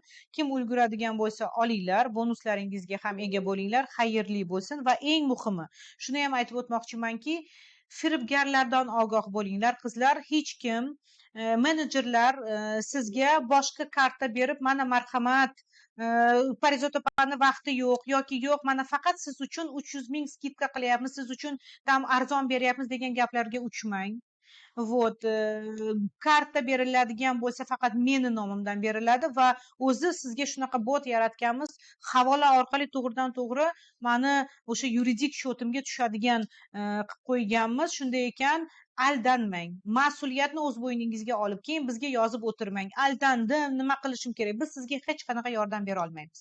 Siz allaqachon aqlli insonsiz. Bugungi kunda ko'p bu haqida ko'p aytilyapti. Shuning uchun ham har xil boshqa kartalar va hokazolar bo'lmasin. Shunday ekan, sizga Prokex kursi menga kerak deb aytadigan bo'lsangiz, ishtirok etish tugmasini bosing, o'z joyingizni band qiling. Shunday ekan, unutmang, siz o'zingizga qarab katta qadam qo'yyapsizmi? Demak, siz to'g'ri yo'ldasiz. Umuman olganda shuni ham aytib o'tishim kerakki, mana shu 3 kun efirda qatnashdingizmi, siz juda katta molodetssiz. O'zingizni maqtang. Bugun mazza qilib eringiz bilan chiroyli ovqat yeb oling, choy iching, shirin so'zlarni ayting. Mana shuni o'zida ham eringiz mazza qilib yoradi. Erkaklarni ko'p maqtash kerak. Ha, bu munosabatlarni yaratuvchi ko'proq ayol. Ha, shunaqa. Buni tan olish kerak. Ayol o'sha uydagi muhitni yaratadigan ayol. Tushunyapsizmi? Shunday ekan, bro'yn qilganingizdan keyin albatta sizni nima bo'ladi? Sizga barcha chegirmalar, maxsus takliflar sizda bo'ladi. Ya'ni siz o'sha bro'yn qilganingiz uchun erkakni sehrlash kitobini bepul olasiz sovg'aga va Prokeksni birinchi efirni ko'rishni allaqachon ko'rasiz. Va shuni ham aytib o'tishim kerakki, bro'yn qilganlarning ichida men konkurs qilaman, ya'ni 3 ta o'rin tanlayman sizlarni orangizda va kim yutadigan bo'lsa, o'sha 3 ta odamga kursda bepul qatnashish imkoniyatiga ega bo'lasiz. Ya'ni sizni 499 mingiz qaytariladi sizga. Siz bro'yn qilib qo'ygan bo'lsangiz ham sizga qaytarib, siz уже bepul o'qiysiz. Shuning uchun ham mana shu vaqt ichida o'z joyingizni band qiling. Chunki bro'yn qilish imkoniyati faqat mana shu efirlar davomida berildi. Keyin o'sha mana ertadan boshlab, dushanbadan boshlab bro'yn qila olmaysiz. Siz уже to'liq to'lov qila olasiz. Shuning uchun ham bro'yn faqat jonli efirlar davomida. Shuning uchun ham 30 daqiqa berilyapti sizlarga, 12 gacha vaqt berilyapti. Bro'yningizni qoldirib qo'ying. O'z joyingizni band qiling. Chunki o'sha dushanbadan boshlab hech qanaqa bro'ynsiz. Lekin shuni aytib o'tishim kerakki, bo'lib to'lash imkoniyati bo'ladi. Ya'ni uzum nasiya orqali siz 3 oyga cho'zishingiz mumkin bo'ladi o'sha to'lovingizni. Biz hisoblab chiqqandik, uzum nasiya orqali oladigan bo'lsangiz, bu kunlik to'lovingiz 16 ming degani. Da, ya'ni 1,5 millionni oyiga 500 ming to'lab, bu aslida kuniga 16 ming. Marhamat, da siz o'zingizga sovg'a qilishingiz mumkin. Da, ko'plaringizda bo'lishi mumkin. Uzum nasiya bu qarzdorlik-ku. Siz qarzdorlik sifatida emas, balkim o'z munosabatimga yaxshilashim uchun investitsiya qilyapman. Mana shu investitsiyani menga berib turasiz, hozir savollarni o'qiyman. Investitsiyani hisobiga mani munosabatim yana ham yaxshilanadi va bizni erimiz bilan munosabatimiz yaxshi bo'lgandan keyin holati o'zgaradi, barakasi keladi deb qaraydigan bo'lsa, yaxshi niyat bilan. Ozgina ichingizda shubha bormi? Shubhalanyapsizmi? Yo'q, qimmat deyapsiz, o'qimang. Yo'q. Chunki mana niyatda katta gapda, yaxshi niyat bilan qiladigan bo'lsangiz, da u o'xshaydi, da bo'ladi. Juda katta gumon bilan, juda katta shubha bilan, voy qimmat deydigan bo'lsangiz, undan ko'ra sizga addushi opalik tavsiyam, ustozlik tavsiyam, o'qimang. Sizga bular kerak emas. Yo'q. Faqat men munosabatlarimni ustida ishlamoqchiman, menga bu narsa kerak deb aytadigan bo'lsangiz, albatta shu narsa bo'ladi sizda. Kamil nimaga ahamiyat berish kerak? Savollardan beryapsiz menga. Xo'p. Shunday ekan, tushundingiz, savolingiz bormi kurs haqida? Kurs haqida savolingiz bo'lsa, menga aytishingiz mumkin. Поэтому 12 gacha vaqtingiz bor. Bro'yn qiling, chunki dushanbadan уже bro'yn olinmaydi. o'z joyini band qilganlar band qilinadi undan u yog'iga уже to'liq to'lov asosida kursga qatnashish imkoniyatiga ega bo'lasiz. Shuning uchun ham 3 kunlik efirlar qildik, imkoniyatlar berdik. Bron qoldirganlarning orasida hattoki 3 ta bepul joyni ham ajratib beryapmiz. Maksimal darajada sizlarga manfaatli bo'lsin deb aytyapmiz. Chunki Energoadmin ham shuda. Men chin qalbimdan sizga bu narsani beryapman. Sizlardan ham shu narsa qaytadi albatta. Ariza yuborish uchun siz ismingizni va nomeringizni qoldirishingiz kerak bo'ladi va bu yerda aytib o'tishim kerak. Bepul dars deb o'yladim. Voy bonusni olmoqchiman deydigan bo'lsangiz yo'q. Bu faqat bron qoldirishni xohlayotganlar uchun ariza. Shunday ekan, oling, qiling, tamom. Gap qisqa. Вот, все, menga hozir eslatishyapti, ishtirok etish tugmasini bosing. Chunki ko'plar qayerga yozish kerak, nima qilish kerak deganlar uchun mana ishtirok etish tugmasini bosing. Batafsil ma'lumotga ega bo'ling. Menejerlarimiz bisyor o'tirishibdi sizlarning savollaringga javob berish uchun. Aytganimdek, mana agar sizga bittada 1,5 million to'lash qiyin bo'lsa agar, albatta tushunaman. Uzun nasiya orqali ham o'sha ko'rib chiqing. Bizlarning Prokex darsimiz 5-yanvarda boshlanadi. 5-yanvardan boshlab 1 oy sizda Prokex darsi ketadi va har hafta siz bilan jonli efirlar o'tkazaman. Endi esa давайте savol javoblarga o'taylik. Kurs haqida qanaqadir savollaringiz bo'lsa, marhamat berishingiz mumkin bo'ladi. Xiyonatga uchrashni sababi nima? Aytganimdek, sababi bir nechta sababini efirning boshida aytib o'tdim.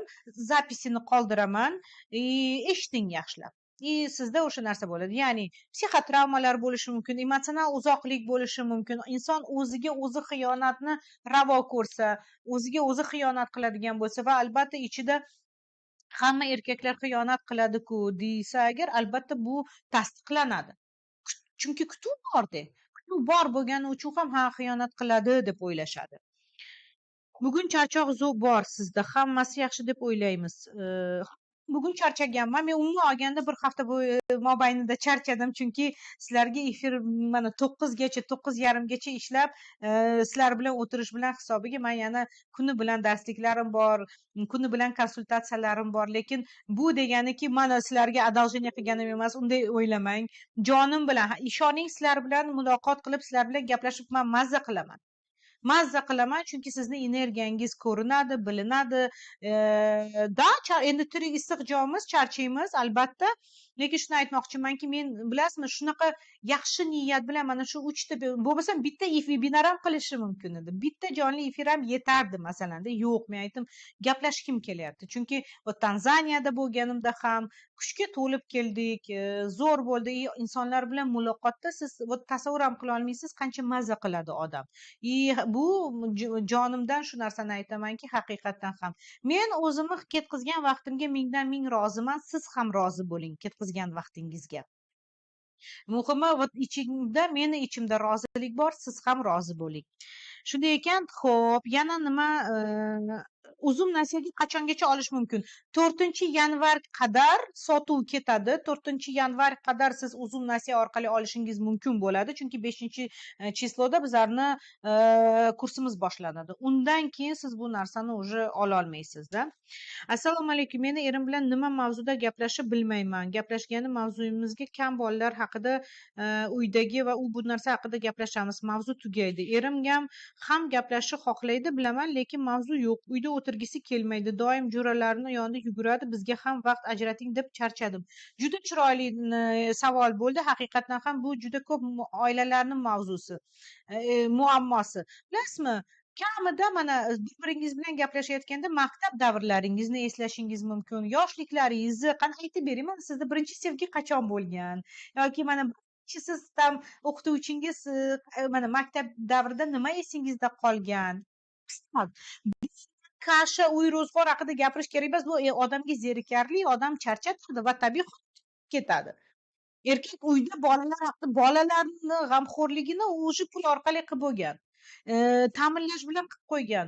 Bunday olganda erkakning psixikasiga mana bu yerda mana bu jarayon haqida, uydagi bo'layotgan mayda-chuyda gaplar haqida eshitish kerak emas. Yana bitta tavsiya, bitta kitob oling. Qanaqadir oson, muhabbat tili kitobi masalan. Oling, varag'ini siz o'qing, eringizga aytib bering, 10 ta varag'ini u o'qib sizga aytib bersin. Mana shunaqa o'yinlar qiling. Keyin juda zo'r yaxshi narsa, mana men nima uchun Prokex kursimda zo'r kinolarni berganman. Eringiz bilan birga ko'ring deb tavsiya qilaman. Birga ko'rganingizda keyin o'sha kinodagi olgan taassurotlaringiz haqida gaplashish. Ya'ni men mavzu topaman desangiz, juda ko'p mavzular bor. Faqat o'sha uydagi narsalar haqida emasda. O'tgan darsni ham erim bilan birga eshitgandik. Voydod o'qiysiz deyaptilar. Keyingi oydan boshlab qo'shilsa bo'ladimi? Yo'q, keyingi oydan qo'shilsa bo'lmaydi. Asalim sotuv mana shu oyda bo'ladi. Keyin yanvarda siz уже 5-yanvardan keyin boshlaysiz. To 4-yanvar qadar to'lov qilmas ekansiz, afsuski sizga dostуп bera olmaymiz. Shuning uchun ham shoshilib qolinglar. Men xursandman, nima bo'lganda ham o'qiysizmi yoki yo'qmi, mana shu gaplarni yozganingizni o'zi juda katta men uchun kompliment. Turmush o'rtog'ingizga ham meni minnatdorchiligimni bildiring. Chunki o'ziga ishongan, o'zini anglagan juftliklarda va munosabatlar ustida doimiy ravishda ishlaymiz degan juftliklarda doim rivojlanish bo'ladi. Ular bir-birini investitsiya qilishni bilishadi. Men bunday erkaklarni, bunday juftliklarni juda hurmat qilaman. Aha. Вот. Keyingi savolimiz va mana shu yerda aytib o'tishki, keyingi oyda qo'shilsam bo'ladimi deganingizda, men hali Prokexni o'zi bu yil bitta bo'lyapti, keyingi yil qachon bo'lishini bilmayman, chunki bir yilda bir marta keksni beraman-da. Shuning uchun ham поэтому вот ich-ichimdan tavsiya qilyapman sizga. Bugungi darsda zapisni tashlab bera olasizmi? Darsda qatnashavering, lekin tuzilishlar ko'p bo'lyapti. Zapisni tashlab beraman, qizlarjonlar, bexavotir, hammasi yaxshi. Ya'ni bemalol ko'ra olasiz. Rahmat sizga. Sizlarga ham rahmat. Rozi bo'linglar. Aksincha sizni kulib yurganingizni ko'rganman. Shuning uchun rahmat sizga, bilim berganingiz uchun. Hamma ham efir qilmaydi tekin. O'ynanib ketay, sizga xayrli bo'lsin. Bajonidil qildim, mazza qildim sizlarni. Bilasizmi, men nima uchun men efirlarni yaxshi ko'raman? Nima uchun mana shu yilni bo'lmasam dekabr menda to'lib ketgan. Konsultatsiyalarim, ikkita meni prof kursim ham ketyapti. Sizlar bilasizlar, bo'lishib turaman. Shogirdlarni o'stiryapman. Men hozir 50 taga yaqin shogirdlarim bor hozir. Shuni aytmoqchiman, lekin nima uchun men efirlarni yaxshi ko'raman? Sizlarni sevaman. Chunki mana shu sizlarni yozganlaring va ich-ichingizdan ishonib, ixlos qilib, даже har bitta savolingiz ham menga qadrli, bilasizmi? Shunaqa men mamnun bo'laman. Chunki men tushunaman, hamma ham konsultatsiyaga bora olmaydi. Hammada ham imkoniyati yo'q. Qizlar, ishoninglar, men buni to'g'ri tushunaman. Kursda ham hamma o'qiy olmasligini ham to'g'ri tushunaman. Shuning uchun mana shu efirda xayrli bo'lsin. Va jonimdan. Chunki sizlarni samimiy ekanligingizni his qilaman-da. Bu energiya-ku. Endi men 20 yildan ortiq уже ishlayapman. Men emotsional intellekt bizda rivojlangan bo'ladi psixologlarda. Men his qilaman sizlarning energiyalaringni. Sizlar o'ylayapsizlar, bu shunchakimi? Yo'q. Albatta bular hammasi mana bunaqa energiya almashuvi evaziga. Men ham sizga jonim bilan beryapman va men bilaman, siz ham kutasiz. Hattoki mana savollaringizni yozganingiz, bu ixlos qilganingiz, ishonganingiz va bu zo'r. Mana shu eng qadrlisi. Tushunyapsizmi? Hamma narsa ham moddiyatda emas, ruhiyatda ham katta gap bor. Rahmat sizlarga. Menga ham javob berib o'rsangiz oldindan rahmat. Meni erim telda ko'p gaplashadi, senga xiyonat qilmayman deb aytadilar. Gaplashganlarni ko'rib, yozishganlarni o'qib bunga ishonmayman. Endi bu yerda taxmin qilish bor, gumon qilish bor, tasdiq bor. Bu joyda men sizga eringiz kim bilan gaplashayotganini, kimdir bilan gaplashyaptimi, bu deganiki, demak, sizdan qiziqroq insonlar bor degani va aslida bu sizga qo'ng'iroqcha. Nima uchun meni erim meni emas, boshqalarni tanlayapti? Shuning uchun ham so'rang va izlaning, o'rganing, qiziq bo'ling. Qiziq bo'lishda avvalambor men uni o'tgan darsliklarda ham aytdim, avvalambor o'zingiz uchun qilishni boshlang. O'zingizni o'stiring, o'zingizdan mazza qiling. Shunaqa ayol bo'lingki, sizdan shunaqa jozibalik energiyasi tarqalsin. Men avvalambor o'zimga qiziqman. Birovlar uchun emas, ya'ni shartlik asosida emas, erimni jalb qilishim kerak emas. O'zim uchun, men o'zimni sevaman. O'zimni kitob o'qing, juda ko'p tekinga bergan. Bitta meni YouTube'imni o'zida qancha kollaboratsiyada foydali efirlarimiz bor bizni. pulni bahona qilmang, hech narsani bahona qilmang. Bugungi kunda mana qancha zo'r mutaxassis hamkasblarim bor, ularni efirlari bor. Ya'ni qiziq bo'ling va borib eringizga ayting. Mana erkakni e'tiborini jalb qilish uchun qiziq mavzu, xuddi ilmoqcha tashlagandek qiziq mavzu berish kerakda, tushunyapsizmi? Bilasizmi, mani eshitdim-deng. Voy, men haqida shunaqa zo'r fakt eshitdim deydi. Mana o'sha e'tiborni jalb qildingiz. Qiziq narsa haqida eshitamiz sizni. Toki erkak birovlar bilan faqat gaplashyapti ekan, demak sizga bu signal. Men uni qiziqtira olmayapman deganida. Tushunyapsizmi? 3 kun to'liq qatnashmaganlar orasida skrinshot tashlaganlar tekin kurs beraman degan edingiz orasida tanlab olib. Yo'q, men unday noto'g'ri informatsiya berdim. Balki men shunday aytgandirman. Bu noto'g'ri informatsiya. Men aynan bron qoldirganlarning orasida tekinga kurs beraman.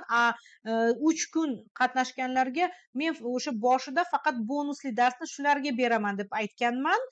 Keyin o'sha yordamchilarim bilan boshqalar bilan maslahatlashgan holda shuni keyin aytdimki, mayli, hamma mana kim 3 kun o'tirgan bo'lsa o'sha kanal ochinglar, hamma ko'rsin deb aytyapman. Shuning uchun ham buni to'g'ri tushunasiz. Tekinga sizga joy ajratilmaydi. Yo'q, faqat bron qilgan. Chunki bu hozir bron qilganlarga xiyonat bo'ladi. Ya'ni ular bron qiladi, o'z joyini band qiladi, ularga xiyonat qilishga haqqim yo'q. Shuning uchun ham mana shu yerda Jo'rabek montajyor, что за Jo'rabek?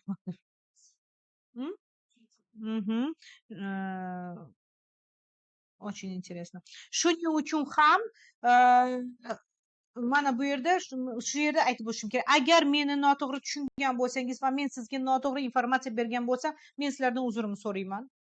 Meni yolg'onchi deyishga ham sizga ruxsat beraman. Lekin mana shu 3 kun ichida sizga maksimal darajada foydali bo'lishga harakat qildim. Sizga alohida bonusli dars beryapman. Ya'ni o'sha jozibali bo'lishni 3 siri haqida 3 ta ketma-ketlikda darslik berganman. Rozi bo'ling. Agar o'sha narsani noto'g'ri tushungan bo'lsangiz, mendan xato o'tgan demak shu yerda. Lekin maslahatlashgan holda shunday deganman. Chunki men boshida faqat oxirgacha 3 kun o'tirdim deganlarni skrinshotini olib berasizlar deganimda u aytishki yo'q. Да, потому что bonusni ham yopiq edi boshida. Shuning uchun ham manfaatli bo'lsin deb hammaga ochiq sifatida berdim shu narsani. Так,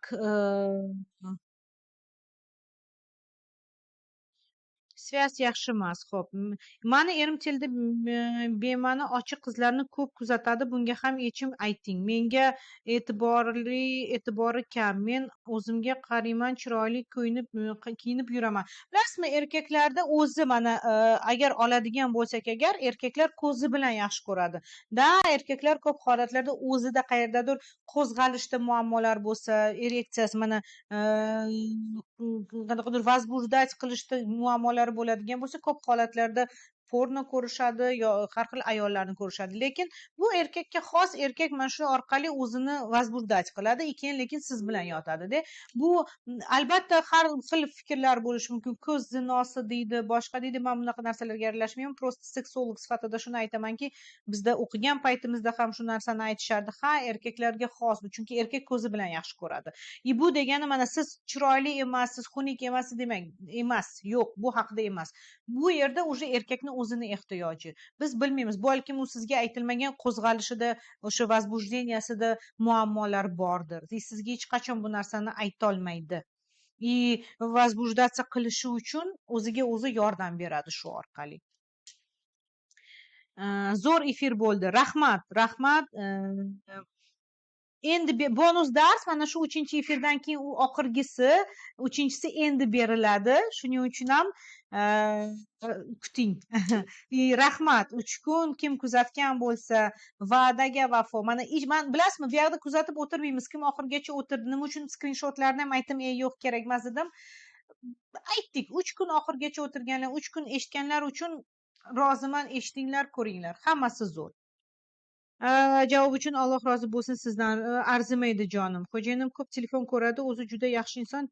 tel ko'rishi yoqmaydi. Endi bu faqat telefonda o'tirish bu dopamin vigolo deymiz. Ya'ni endi hozir bu ijtimoiy tarmoqlarni asl anaqasi ham shundada.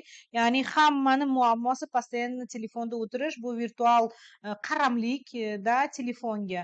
Shuning uchun ham bu yerda bundan kechish qiyin. O'zimizda ham shunaqa bo'lib turadi. Buni tan olish kerakda. Bolalarda ham shu narsa kuzatilyapti. Buni o'zgartirish uchun faqat shunchaki odam o'zi xohlab fokusini o'zgartiraman demagunicha, foydaliroq narsalarga, qiziqroq narsalarga, chunki telefon ham aslida zararli. Lekin miyamizni уже talabi shunaqa bo'lib qoladi. Как будто как narkotik sifatida. Qaramlik ham shundanda, dopamin o'rganib qoladi shu narsaga. Tushunyapsizmi? Shuning uchun ham shunday ekan, hurmatli qizlar, bizlarning efirimiz nihoyasiga yetyapti. Eslatib o'taman, bu Prokex qoshidagi efirimiz edi. Kimga xudo xolasa o'sha Prokex kerak bo'lsa, mana erim ruxsat bermaydi, erim unday qiladi deganlar uchun eringiz bilan gaplashing. Qaysi ma'noda? Bu sizlar uchun kerak. Avvalambor bizimiz uchun, juftligimiz uchun deb tushuntiradigan bo'lsangiz, men o'ylaymanki, har bitta erkakka o'zini ayoliga investitsiya qilish juda muhim. Sovg'a sifatida so'rab olishingiz mumkin bo'ladi. Albatta, qayerdadir bu qimmat bo'lishi mumkin. Men tushunaman bu narsani. No, biz o'samiz degandir ekanmiz, bilasizmi? Qadrli narsa, yaxshi narsa arzoniga uchmang. Arzoniga uchib aslida ong bizni qadrsizlantiradi o'sha informatsiyani. Qancha qadrli bo'lsa, sizni investitsiyangiz ham, siz o'zingiz ham men qiynalib qoldim bu narsani deganingiz bilan o'qiysiz ham, natijasini ham ko'rasiz. Uzun nasiya bo'lishi mumkin. Aytganimdek, kimdir buni qarzdek ko'rishi mumkin, kimdir esa fokusini rivojlanishim uchun, erimga energiya, jozibali ayol bo'lishim uchun va keyin erimni qo'llab-quvvatlab, unga ilhomlantiradigan ayol bo'lib, aslida uni o'sha o'ziga ishonganini va ertaga uni barakasiga ham bu qanday ta'sir qilishini ham o'ylab ko'radigan bo'lsangiz va albatta eringiz bilan maslahatlashib qiladigan bo'lsangiz, o'ylaymanki, ichingizda haqiqiy xohish bo'lsa, albatta qo'lingizdan keladi. Men har doim aytaman, biz avvalambor o'zimizga ruxsat berishimiz kerak. Gap erkaklarda emas. Men qancha erkaklar bilan ishlaydigan bo'lsam, erkaklar doim ayollarni qo'llab-quvvatlaydi, особенно ularning rivojida, особенно munosabati yaxshi bo'lishida hech qachon yo'q demaydi erkaklar. Hech qachon. Shunchaki noto'g'ri yetkazib berayotganingizdan shunaqa deb o'ylashi mumkin. Shunday ekan, o'ylab ko'ringlar. Qo'lingizga rahmat deyman. Menejerlarni anaqasini qoldirdim. Menejerlarni kontaktini qoldirdik. Omon bo'ling, sog' bo'ling, hammangizni yaxshi ko'raman. Yaxshi kunlarda ko'rish nasib qilsin. Sog' bo'ling.